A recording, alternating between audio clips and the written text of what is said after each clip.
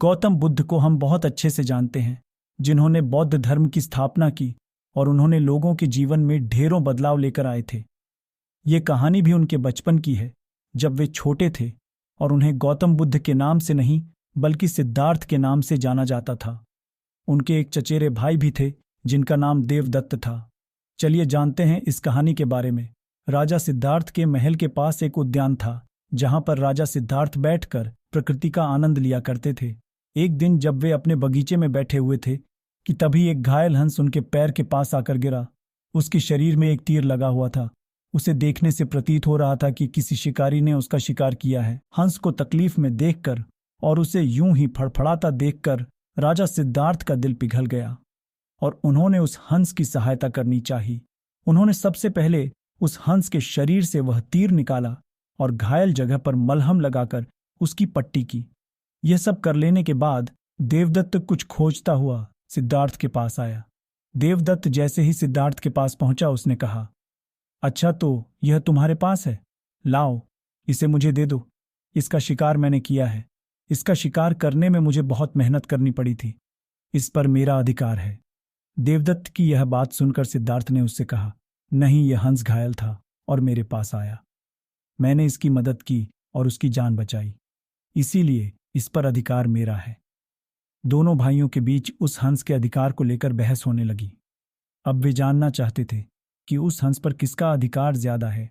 ऐसे में उन दोनों ने निर्णय लिया कि वे दोनों राजा के पास जाएंगे। सिद्धार्थ के पिताजी कपिलवस्तु के राजा थे। वे दोनों राजा के पास गए। राजा के पास पहुंचते ही देवदत्त ने सबसे पहले कहा, महाराज, इस हंस पर सबसे ज्यादा अधिकार मेरा है, क्योंकि मैंने इसका शिकार किया है। इस वजह से आप सिद्धार्थ से कहिए कि वह यह हंस मुझे दे दे। जैसे ही देवदत्त की बात पूरी हुई, तब राजा ने दोनों को शांत किया और फिर उनसे पूछा कि पूरी बात क्या है। ऐसे में सिद्धार्थ ने राजा को पूरी बात बताई और उनसे बोला, पिताजी, बात यह है कि इस हंस का शिकार देवदत्त ने किया था, लेकिन यह हंस घायल होकर मेरे कदमों के पास आ गिरा। इसे घायल देखकर मैंने इसका इलाज किया और इसे ठीक किया। अब आप ही बताइए कि इस हंस पर सबसे ज्यादा अधिकार मेरा है। राजा ने इस मामले पर अच्छे से विचार किया।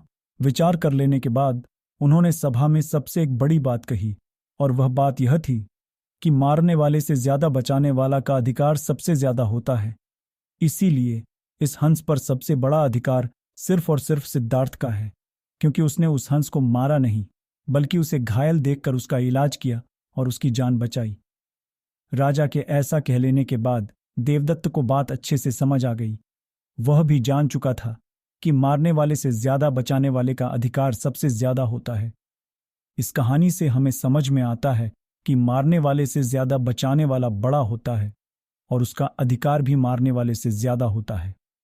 इसीलिए हमें भी दूसरों की मदद करनी चाहिए और परेशान लोगों की सहायता करनी चाहिए। ऐसा करने से हम अपने आसपास के समाज को अच्छा और बेहतर बनाते हैं। एक अच्छा समाज ही एक अच्छे देश की पहचान होती है। इसीलिए आप भी आज से प्रण लीजिए कि आप भी दूसरों की सहायता जरूर करेंगे।